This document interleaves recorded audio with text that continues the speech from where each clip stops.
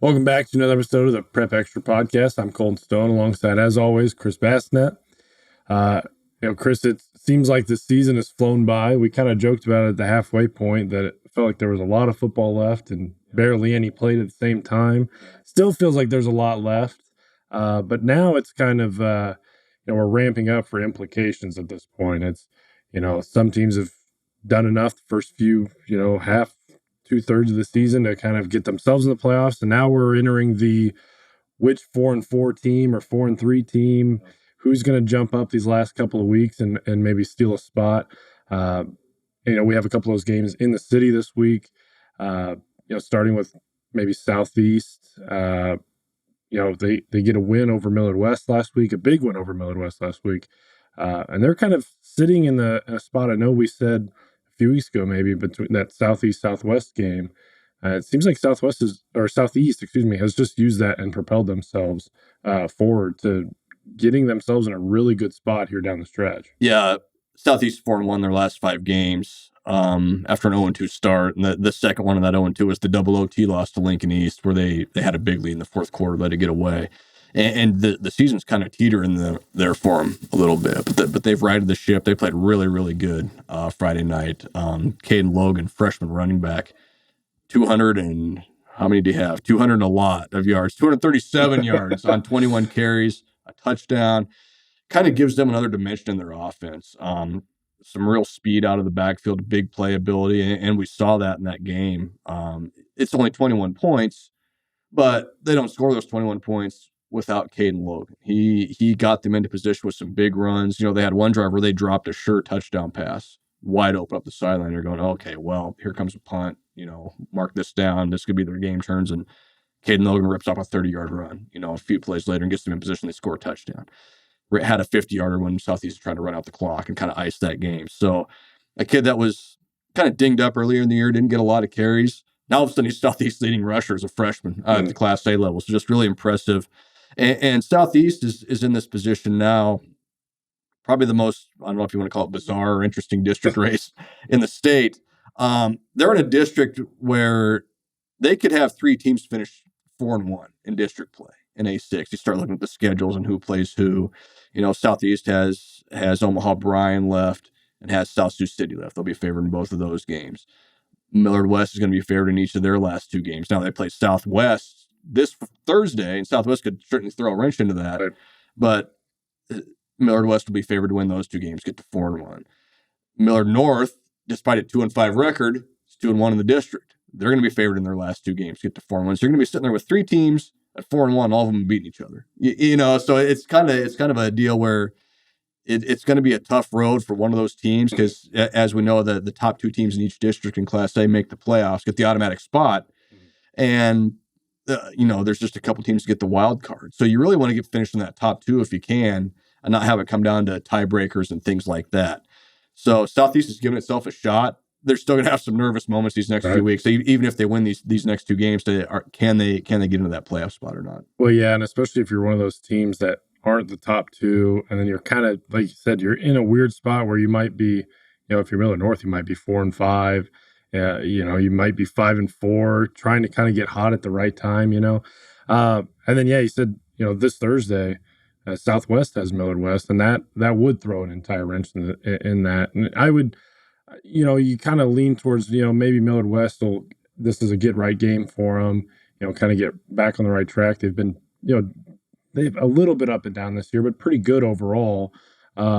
But what can Southwest do to maybe jump up and maybe put themselves in that conversation? Yeah, they have the game plan now, right? Because all you do is put on the Southeast game tape, right. And you talk about Millard West. That's a team that played Millard South within a point. The first game of the season, we've all seen what Millard South has done the rest of the year. So you go, okay, that team's legit, and they do have a lot of playmakers. But what Southeast was able to do was play really good defense, bottle up the playmakers. They didn't really give up the big play. Now they got lucky a couple times. Millard West had an 83-yard touchdown pass called back, and they had another long touchdown run called back. So Millard West helped them out. They were a little bit sloppy on the offensive side of the ball, but outside of those 2 plays, Southeast did a really good job of just containing the playmakers for Millard West, and they showed you can win a game against Millard West without having to score a ton of points. So Now you look at Southwest. What do we need to do? Well, can we get to 14, 17, 20 points, somewhere in there?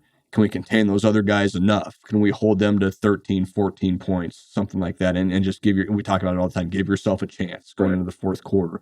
And that's what it's going to take. Southeast was able to run the ball.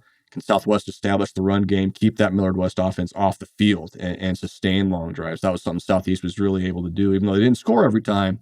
Had a lot of 5-minute drives, 4-minute drives that took time off the clock and kept that offense off the field. So the blueprint is there for Southwest. Now now the easy part, you just have to follow the blueprint. Right, exactly. Yeah, it's one of those games where you want to do one of two things every time you're on the field: eat clock or score. Yep. And hopefully you can get enough of those drives to line up that you're eating clock while putting points on the board. Yeah. And Southwest has been one of those teams this season where, they've been able to get leads at halftime, even get third quarter leads going into the fourth quarter, and it kind of seems like it just slips a little bit. And Millard West is a team that if it does start to slip a little bit, they could, score quickly. But looking across the city, Friday night, biggest game of Friday night is going to be East and North Star. Record's pretty similar. East is, they had that big loss to Kearney to start the season, and they pretty much just rolled from there. Yeah, You lose a two possession game at Kearney, when it's 1,000 degrees out and you're on the bus and everything. You play Millard South. You've got a lead on Millard South in the fourth quarter, and then Millard South just explodes 4 touchdowns in 4 minutes to make that game more lopsided than it was. So East has had a really good year. They're in a really good position right now to get a playoff berth. North Star needed to win last week, had to beat Norfolk, got it done. It took them overtime, but they won that game when they absolutely had to win that game, and that's so critical to have games like that and wins like that when you're building a program like James Thompson is right now. So North Star has to be feeling pretty good coming into this game. They're still looking for that signature win where can they beat a team that's kind of in that upper echelon, a top 10 caliber team. Norfolk's a good team. Let's not sleep on Norfolk. They've had a really good year, and North Star did what they had to do. This is going to be a little different. Lincoln East, winner of this game, probably going to finish second in that district, in the A1 district, and get that automatic playoff berth. Loser, now you're relying on wild card points. Has East done enough if they lose that game to put themselves in position if they win in week 9 to get a wild card berth? North Star, if they lose this game, they're probably going to have to beat, they will have to beat Columbus in the last week of the season. They'll probably get some help. So it's massive, massive, massive games for both teams. You can make your life a lot easier, make your postseason hopes a lot easier if you win this game. So a lot on the line in that one Friday night. Yeah, and then obviously the big one of the week is your top 2 teams in Class A finally clashing against each other. Westside and Millard South feels like we've kind of been waiting for this game for a while, and I almost think we're going to see it this time, and in about a month and a half, we'll probably see it again. Yeah. Who are we really looking at to win this game? Because it could really go a million different ways. It's interesting. I think Westside's just been so dominant. They beat Kearney, and Kearney, let's be very clear, Kearney's a really good team. Kearney was 6-0 into that game, and Westside was up 56-0 at halftime. You kind of shake your head. It's like, well, what do you do if you're Kearney? Exactly. Throw it out. You throw it out. Yeah. The Westside they're playing at such a high level, and we knew they had the skill guys offensively, the Rezak brothers, Caleb Benning playing both ways, guys like that. But their defense has been so good. I think they've given up 1 touchdown in the first half this year, Omaha Westside has. And you pair that with the skill they have on offense, and forget about it. But here comes Millard South. Can score a lot of points, really good passing game, good young players, a lot of sophomores, sophomore quarterbacks, sophomore receivers, sophomore running backs. So they can be a little up and down. We saw that last week 2 weeks ago against East when they're trailing in the fourth quarter. We saw it last week against Columbus. They had to kind of eke that game out. It was 14-10 against a 2-win Columbus team. A game you would think that Millard South would win pretty handily. Right. Was there a little bit of looking ahead there? Maybe. Certainly could be. You couldn't blame them, 15, 16-year-old kids. But, yeah, these are the kind of games that make the sport fun, right? It's the top 2 teams in the class, the heavy favorite, the defending champions, versus the up-and-comer, maybe that team that's next in line to kind of ascend to the throne maybe next year or the year after. Can they get there a year ahead of schedule? So that one's going to be a lot of fun. That's not the only 1 versus 2 matchup. We've got another one in Class B, Bennington, Elkhorn North. Yep. Bennington, 33-game winning streak, back-to-back state titles. Elkhorn Northern, its 4th year of existence, Right. 7-0. Totally different scenarios, but here they are. Bennington's done it a little differently this year. They haven't blown people out like they have the past couple of years. They've had to win some nail biters. They won a controversial one against Omaha Skutt week 1 where it looked like the Skutt kid might have crossed the goal line. Officials didn't give him the touchdown. Bennington wins by a point. And they've had a couple low scoring defensive minded games like that. Elkhorn North has been really, really solid. By and large, they haven't really had a real tough test yet. They took down crosstown rival Elkhorn pretty handily a couple weeks ago. You thought maybe Elkhorn pushes them there a little bit. Right. Elkhorn North kind of took care of business. So a chance for a historic win for Elkhorn North, certainly to snap a long winning streak, to beat the premier program in Class B right now, and kind of fulfill those preseason expectations a little bit. I think we all knew that they were going to be pretty good. Now you get a chance to prove it. What does that look like come Friday night? So, yeah, 2 fun ones in the Omaha area Friday night. Yeah, and if you're Bennington, this is a game that you can kind of, make a statement and say, nope, we're still here. We're still here, exactly. So, yeah, and Class B should, I know we've said it's kind of a 4-team race. It is still pretty interesting in the top 5 or 6. Waverly's still there undefeated. Skutt with just 1 loss.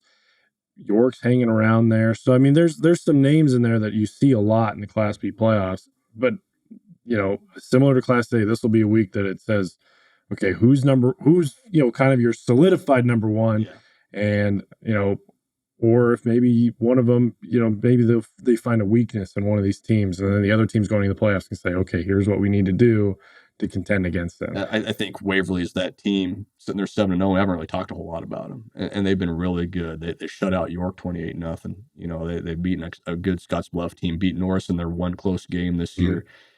We know they can play defense.